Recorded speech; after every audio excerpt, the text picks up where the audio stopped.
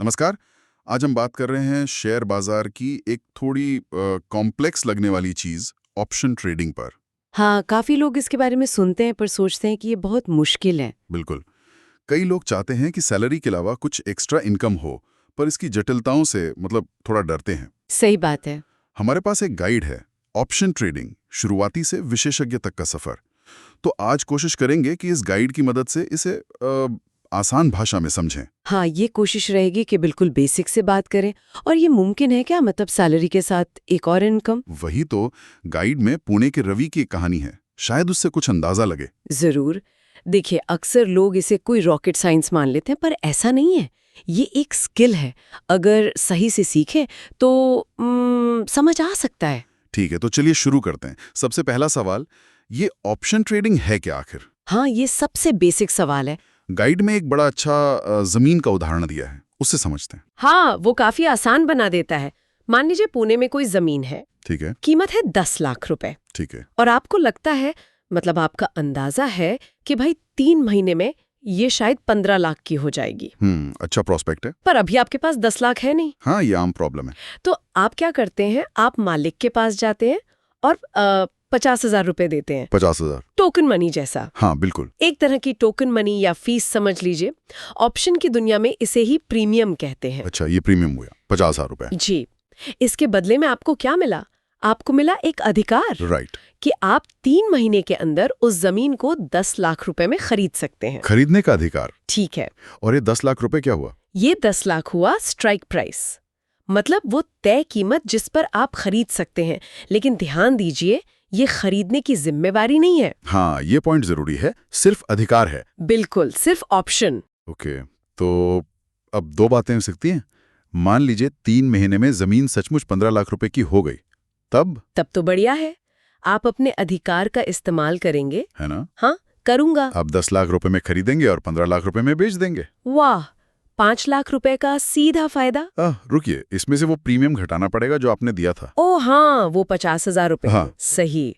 तो 5 लाख माइनस 50,000, यानी नेट फायदा हुआ 4.5 लाख रुपए का। फिर भी शानदार है। लेकिन दूसरी सिचुएशन, अगर दाम नहीं बढ़ा, मान लीजिए 10 लाख ही रहा या शायद गिर गया, तो आप क्या करेंगे?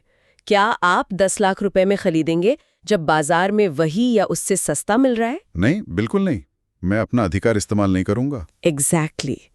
ऐसे में आपका नुकसान कितना हुआ? सिर्फ वो 50,000 रुपए जो मैंने प्रीमियम दिया था। बस यही ऑप्शन ट्रेडिंग की, खासकर ऑप्शन बायर की सबसे बड़ी खूबी है।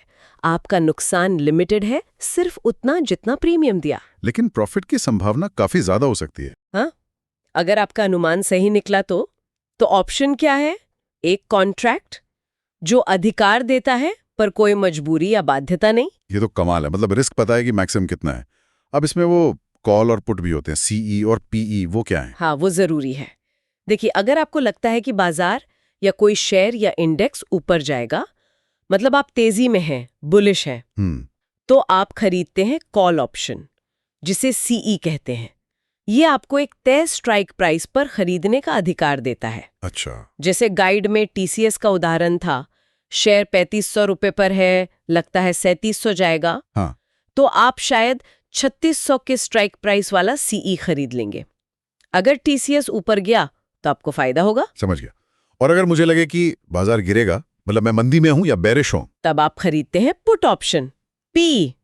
ये बिल्कुल उल्टा है।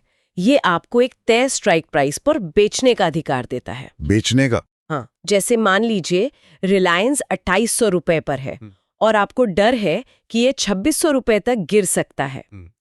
तो आप शायद 2700 रुपए के स्ट्राइक का पी खरीद लेंगे। अगर रिलायंस सचमुच गिरा तो इस पी की कीमत बढ़ेगी और आपको फायदा होगा। तो सीई तेजी के लिए और पीई मंदी के लिए। सिंपल। बिल्कुल। इसमें कुछ और शब्द भी बहुत सुनने में आते हैं, जैसे वो एटीएम, आईटीएम, ओटीएम, ये क्या चक्कर है? हाँ, ये भी समझना जरूरी है। हालांकि शुरू में शायद उतना नहीं। ये बेसिकली बताते हैं कि आपका चुना हुआ स्ट्राइक प्राइस मार्केट की अभी की कीमत के मुकाबले कहाँ है। अच्छा। एटीएम मतलब एट द मनी, यानी स्ट्राइक प्राइस मार्केट प्राइस के बहुत करीब है। आईटीएम हुआ इन द मनी, मतलब उसमें कुछ वैल्यू है। जैसे कॉल के लिए स्ट्राइक प्राइस मार्केट से नीचे है और OTM? Out of the money, मतलब अभी वो फायदे में नहीं है। जैसे कॉल के लिए स्ट्राइक प्राइस मार्केट प्राइस से ऊपर है। ओके, धीरे धीरे समझ आएगा शायद। एक और चीज आपने कही, ऑप्शन बायर और सेलर। हाँ, ये बहुत जरूरी फर्क है। जो ऑप्शन खरीदता है वो बायर है, वो प्रीमियम देता है, उसका रिस्क लिमिटेड है, जैसा हमने जमीन वाले उदाहरण में देखा। सिर्फ प्रीमियम जितना। सही। दूसरी तरफ होता है ऑप्शन सेलर या राइटर, वो ऑप्शन बेचता है और प्रीमियम लेता है। उसका फायदा लिमिटेड है, जितना प्रीमियम मिला बस उतना ही। लेकिन नुकसान अनलिमिटेड हो सकता है सैद्धांतिक रूप से। इसीलिए गाइड कहती है, और ये सही सलाह है, कि नए लोगों को हमेशा ऑप्शन बायर बनकर ही शुरुआत करनी चाहिए। सेलिंग थोड़ी एडवांस्ड है। बिल्कुल सही, ये पॉइंट नोट करने वाला है। बायर बने, सेलर नहीं शुरू में। अब जरा रवि की कहानी पे वापस आते हैं। वो 26 साल का IT वाला लड़का। हाँ, शुरू में डरा हुआ था ना? बिल्कुल, आमतौर पर जैसे सब होते हैं। गाइड बताती है कि उसने पहले लगभग 2 महीने सिर्फ सीखने में लगाए। YouTube देखा, ब्लॉग पढ़े, किताबें। अच्छा, मतलब होमवर्क पूरा किया? हाँ, और फिर उसने पेपर ट्रेडिंग की, वर्चुअल पैसे से, मतलब बिना असली रिस्क के प्रैक्टिस। ये बहुत समझदारी की बात है। हाँ, फिर उसने हिम्मत करके 5,000 रुपए डाले अपने अकाउंट में। हाँ। बहुत छोटी शुरुआत। सिर्फ 5,000? जी, और पहला ट्रेड लिया निफ्टी के कॉल ऑप्शन में। हाँ। और उसमें 750 रुपए का फायदा हुआ। अरे वाह, पहले ही ट्रेड में प्रॉफिट। हाँ, इससे उसका कॉन्फिडेंस बढ़ा। लेकिन कुछ गड़बड़ हुई? हाँ, गाइड में लिखा है कि एक बार थोड़ा लालच आ गया और एक ट्रेड में 2,000 रुपए का नुकसान कर बैठा। यहीं उसे असली सबक मिला, रिस्क मैनेजमेंट का। मतलब नुकसान भी सीखने की प्रक्रिया का हिस्सा है, अगर आप उससे सीखें। सही बात है। और आज की क्या स्थिति है उसकी? आज वो अपनी IT जॉब के साथ साथ ट्रेडिंग से महीने का करीब 15-20 हजार रुपए अतिरिक्त कमा लेता है। ये तो बहुत बढ़िया है, पार्ट टाइम इनकम। उसकी कहानी यही दिखाती है कि ये कोई लॉटरी नहीं है, ये एक बिजनेस जैसा है। इसमें ज्ञान चाहिए, अनुशासन चाहिए और धैर्य भी।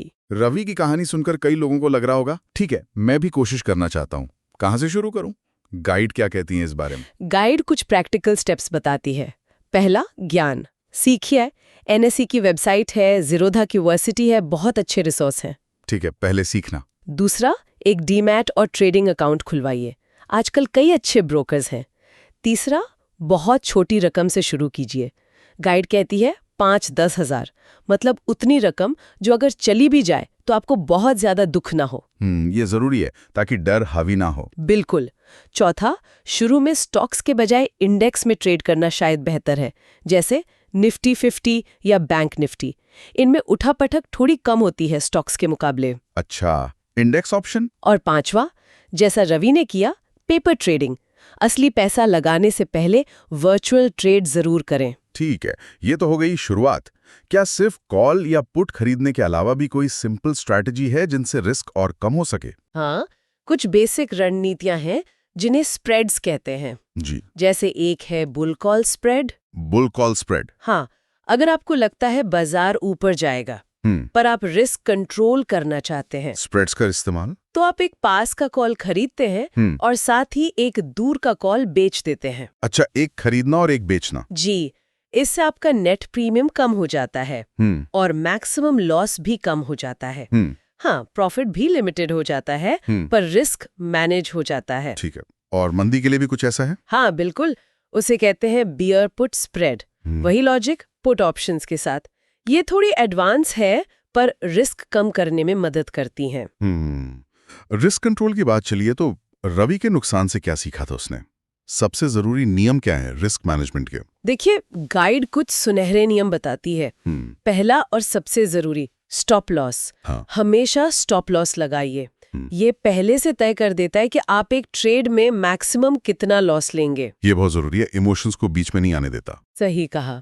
दूसरा, कभी भी उतना ही पैसा लगाइए जितना खोने की आप क्षमता रखते हैं। घर चलाने का पैसा, बच्चों की फीस का पैसा, वो सब नहीं। बिल्कुल नहीं। उधार लेकर तो कभी नहीं। कभी नहीं। तीसरा, उधार लेकर ट्रेड मत कीजिए। चौथा, लालच और डर, इन दोनों पर काबू रखना सीखिए। अपने ट्रेडिंग प्लान पर टिके रहिए। आसान नहीं होता ये। नहीं होता, प्रैक्टिस से आता है। और पांचवा, अपनी सारी पूंजी कभी एक ही ट्रेड में मत लगा दीजिए, डाइवर्सिफाई कीजिए। एक नियम है कि अपनी कुल कैपिटल का 5% या 10% से ज्यादा एक ट्रेड में रिस्क न करें। ये सारे नियम सुनने में सिंपल लगते हैं, पर फॉलो करना ही असली खेल है। वही तो आज हमने काफी कुछ समझा। ऑप्शन ट्रेडिंग एक कॉन्ट्रैक्ट है, अधिकार देता है। कॉल तेजी के लिए, पुट मंदी के लिए। रवि की कहानी प्रेरणा देती है कि सीखा जा सकता है ज्ञान, अनुशासन, धैर्य और सबसे बढ़कर रिस्क मैनेजमेंट। बिल्कुल। और एक बात जो गाइड कहती है और मुझे बहुत सही लगती है, शुरू में आपकी सफलता का पैमाना ये नहीं होना चाहिए कि आपने कितना पैसा कमाया। तो क्या होना चाहिए? पैमाना ये होना चाहिए कि आपने अपने बनाए हुए नियमों को कितनी अच्छी तरह फॉलो किया। अगर आप डिसिप्लिन में रहे तो पैसा शायद अपने आप आ जाएगा। पहला लक्ष्य सीखना होना चाहिए। बहुत अच्छी बात कही, सीखने पर फोकस। और गाइड एक प्रैक्टिकल कदम भी सुझाती है शायद। हाँ, वो कहती है कि इस चर्चा के बाद क्यों ना किसी वर्चुअल ट्रेडिंग प्लेटफॉर्म पर साइन अप करके देखें। बस अभ्यास करें, देखें कीमतें कैसे हिलती हैं, ऑर्डर कैसे काम करते हैं। एक छोटा सा एक्शन स्टेप। तो ये थी हमारी आज की बातचीत ऑप्शन ट्रेडिंग पर। उम्मीद है इससे आपको एक शुरुआती समझ मिली होगी। उम्मीद तो यही है।